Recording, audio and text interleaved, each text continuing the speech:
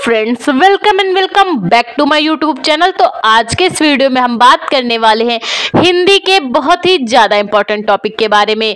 तो टॉपिक आप देख सकते हैं, टॉपिक हमने लिया है कुंडलिया छंद, जो कि एग्जाम की दृष्टि से बहुत ही इंपॉर्टेंट होता है। ठीक है, और कुंडलिया छंद ज़्यादातर सबको समझ में भी नहीं आता। आज का जो हमने एग्जाम्पल लिया है वो भी बहुत अच्छा है, बहुत हंसी मजाक वाला है, आपको आसानी से याद हो जाएगा। ठीक है, तो अगर आपने चैनल में पहली बार विजिट किया तो चैनल को सब्सक्राइब भी कर लेना। ठीक है, जिससे आपको आने वाले वीडियोस की नोटिफिकेशन आसानी से मिले। ठीक है, तो बात करें कुंडलिया छंद के लक्षण के बारे में, तो लक्षण हम किस प्रकार देंगे? सबसे पहले परिभाषा देंगे, फिर इसका उदाहरण देंगे, फिर स्पष्टीकरण।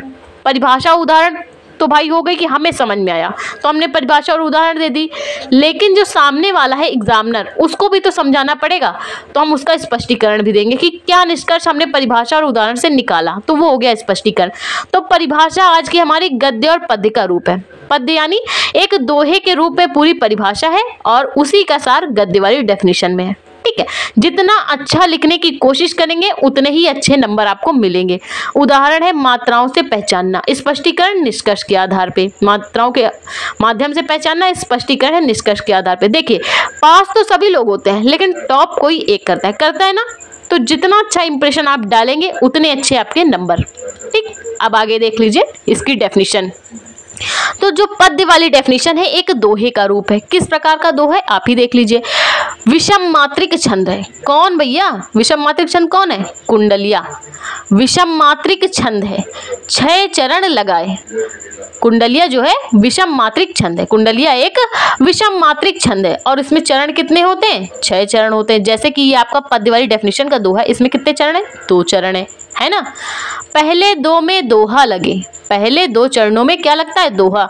विषम मात्रिक छंद है, 6 चरण लगाए, पहले 2 में दोहा लगे, बाकी 4 में रोला आए। पहले के जो 2 चरण होते हैं उनमें दोहा लगता है। अब भैया दोहा समझ लीजिए पहले, ताकि आपको आगे जब हम मात्राएं लगाएं तो आपको कंफ्यूजन ना हो। दोहे में पहले चरण में क्या होती है? 13, और यति के बाद, यति यानी कॉमा के बाद 11 होती है। दोहे में इस प्रकार होता है। ठीक है, और रोला में क्या होता है? पहले 11 बाद में 13। आगे आपको कंफ्यूजन ना हो इसलिए बता दिया। गद्य वाली डेफिनेशन देख लीजिए। यह एक विषम मात्रिक छंद होता है। कुंडलिया क्या होता है? विषम मात्रिक छंद होता है। इसमें 6 चरण होते हैं। कुंडलिया एक विषम मात्रिक छंद होता है, इसमें 6 चरण होते हैं। पहले 2 में देखने में दोहा लगता है, मात्राएं गिनने में भी वो दोहा ही होता है, बाकी 4 में रोला प्रतीत होता है। इस प्रकार बने छंद को, दोहा और रोला के मिश्रण से बने छंद को हम क्या कहते हैं? कुंडलिया छंद कहते हैं ना। पहले 2 में दोहा लगता है और 4 में रोला होता है। इस प्रकार बने छंद को हम क्या कहते हैं? कुंडलिया छंद कहते हैं। और इसके पूरे एक चरण में, चाहे दोहा हो चाहे आपका रोला, उसके एक चरण में पूरी कितनी होती? 24 मात्राएं। देख सकते हैं आप, विषम मात्रिक छंद वाला जो चरण है ना, पूरा एक चरण, इसमें जो कुंडलिया का जो छंद होता है उसमें पूरी 24 मात्राएं होती हैं। ठीक है, विषम मात्रिक छंद है, 6 चरण इसमें होते हैं। पहले 2 में दोहा प्रतीत होता है, बाकी 4 में रोले के लक्षण प्रतीत होते हैं। कुंडलिया एक विषम मात्रिक छंद होता है, इसमें 6 चरण होते हैं। पहले 2 में देखने में दोहा लगता है, गिनने में भी दोहा ही होता है, बाकी 4 में रोला प्रतीत होता है। इस प्रकार बने छंद को हम कुंडलिया छंद कहते हैं। इसके पूरे एक चरण में 24 मात्राएं होती है। 6 में जितने चरण है 24 प्रत्येक में मात्राएं होंगी। एग्जाम्पल देख लीजिए, बहुत ही सुंदर है, समझ में भी आएगा। लाठी में गुड़ बहुत है, सदा रखिए संग। लाठी जो हमारे पास डंडा होता है उसमें गुड़ बहुत है, सदा अपने संग रखिए। लाठी में गुड़ बहुत है, सदा रखिए संग। अब सदा संग तो रखेंगे, गुण क्या क्या है वो भी तो समझ लीजिए। गहर नदी नाला पड़े, लाठी में गुड़ बहुत है, सदा राखिए संग। गहर नदी नाला पड़े तऊ बचावे अंग। चाहे गहरी नदी पड़े चाहे नाला पड़े, आपका अंग वो आसानी से बचा लेगा। तऊ बचावे अंग, झपट कुत्ता को मारे। अंग तो बचाएगा ही, और अगर आपको कुत्ता भी झपटने आएगा तो उसको भी मारने के काम आएगा। तो कितनी गुणी है लाठी? तऊ बचावे अंग, झपट कुत्ता को मारे। अगर कुत्ता झपटने की कोशिश करेगा तो उसको भी मारने के काम आएगी। दुश्मन दावा गिर करे तिनहु को संघारे। अगर दुश्मन भी आप पर हमला कर देता है तो उसको भी मारने के काम आती है लाठी। कहे गिरधर कविराय सुनो ओ मेरे साथी। गिरधारी दास जी कहते हैं, कवि गिरधारी दास जी कहते हैं, सुनो ओ मेरे साथी, ओ मेरे साथी सुन लीजिए, सब हथियारन छोड़ हाथ में ले लीजिए लाठी। सारे हथियार छोड़ दो और हाथ में क्या ले लो, लाठी ले लो। और कुंडलिया की एक विशेष बात जानते हैं, कुंडलिया जिस वर्ड से शुरू होता है उसी पे खत्म होता है। देख सकते हैं आप, शुरू में लाठी है, नीचे भी लाठी है। ठीक है, ये विशेषता होती है कुंडलिया की। तो पहला चरण ये देख लीजिए, ये दूसरा चरण है, ये इसका क्या है, तीसरा चरण है। देख लीजिए, ये इसका तीसरा चरण, ये चौथा चरण, ये पांचवा चरण, ये 6 चरण। कुंडलिया में हो कितने गए, 6 चरण तो भैया हैं। और डेफिनेशन क्या बोल रही थी, पहले 2 में देखन में दोहा लगे, बाकी 4 में रोला आए, है ना।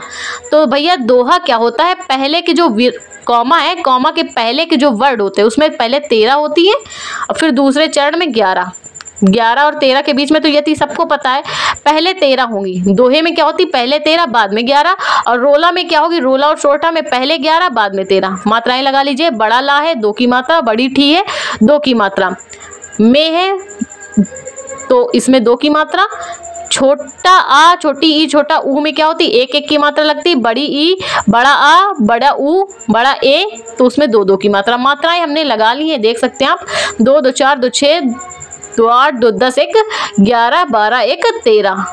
ठीक है, तो पहले क्या आई, 13 मात्राएं आई। यहाँ पे हम लिख लेंगे एक साइड पे, यहाँ पे कितनी आई, 13 मात्राएं आई। अब इसकी मात्राएं गिन लेते हैं, 2 1 3 2 1 3 2 5 1 6 2 8 2 10 1 11। यहाँ पे कितनी मात्राएं आई, 11। तो छोटा आ छोटी ई छोटा ऊ छोटा ए, जो ए होता है ना, तो ये छोटे वाले जो भी मात्राएं होती उनमें 1 की मात्रा, और जो बड़ी वाली होती, बड़ा आ हो बड़ी ई हो बड़ा ऊ हो तो उसमें 2 की मात्रा। और 2 कैसा लगता है, उल्टा 2 है। देख सकते हैं आप, मात्रा हमने जो लगाई 2 उल्टा है। यहाँ पे गहर सब छोटे आ के रूप में है, 1 1 लगा लेंगे, जहाँ पे बड़ी ई है वहाँ पे 2 लगाएंगे। बड़ा ना है बड़ा ला है तो इसमें 2 2 की मात्रा लगाएंगे, उल्टा 2। यहाँ पे भी उल्टा 2। यहाँ पे पा सिंगल है तो इसमें 1 और रे है तो इसमें 2 गिन लीजिए, 2 2 4 2 6 2 8 1 9 10 11 12 1 13। इसमें 13 आई। अब इधर मात्राएं लगाते हैं, यहाँ पे आनी चाहिए 11, तब तो दोहा होगा। 1 बड़ा ऊ है 2 की मात्रा लगेगी, छोटा के रूप में 1 2 2 2 1 आ और ना है ना अंग, तो इसमें भी 2 हो गए, गिन लीजिए, 2 2 4 2 6 2 8 2 10 1 11। यहाँ पे क्या होगी 11 13, पहले शुरू वाले चरण में 13 होती है, बाद में 11, तो ये क्या हो गया, एक दोहे का रूप हो गया है। अब बाकी 4 को देख लेते हैं, बाकी 4 वाले में कि ये रोला है कि नहीं। तो इसमें क्या होगा, पहले 11 बाद में 13। मात्राएं गिन लीजिए, 2 1 3 3 6 2 8 2 10 1 11 आई। 11 शुरू वाले चरण में 11 आई, अब इसमें 13 आएंगी, 3 3 6 7 8 9 10 1 11 12 13। तो यहाँ पे क्या आई 13। बाकी सारे चरणों में भी इसी प्रकार होगा। दोहे में क्या होता है 13 पहले होता है 11 बाद में, और रोले में और सोरठे में क्या होता है 11 पहले 13 बाद में। तो ये था कुंडलिया का उदाहरण। अब हम क्या करेंगे भाई, हमें तो उदाहरण समझ में आया कि ये कुंडलिया का उदाहरण, लेकिन दूसरों को कैसे समझाएंगे। दूसरों को समझाने के लिए पूरा निष्कर्ष देना पड़ेगा। पूरा निष्कर्ष कैसे देंगे, स्पष्टीकरण के माध्यम से, तभी एग्जामिनर समझेगा कि इसमें बच्चे को आता है, तभी इसने पूरा समझाया। इसमें 6 चरण हैं, पहले 2 में दोहा है और 4 में रोला है। इसमें 6 चरण है इस उदाहरण में, पहले 2 में दोहा है तथा बाकी के 4 में रोला है। तो मात्राएं लगा के हमने चेक किया है ना अभी। तथा प्रत्येक चरण में 24 मात्राएं हैं। 11 13 कितनी होती 24। अतः यहाँ पर क्या है, कुंडलिया छंद है। तो आई होप आपको कुंडलिया की डेफिनेशन समझ में आई, उदाहरण समझ में आया, स्पष्टीकरण समझ में आया। तो प्लीज वीडियो को लाइक और हमारे चैनल को सब्सक्राइब भी करना। Thank you for watching.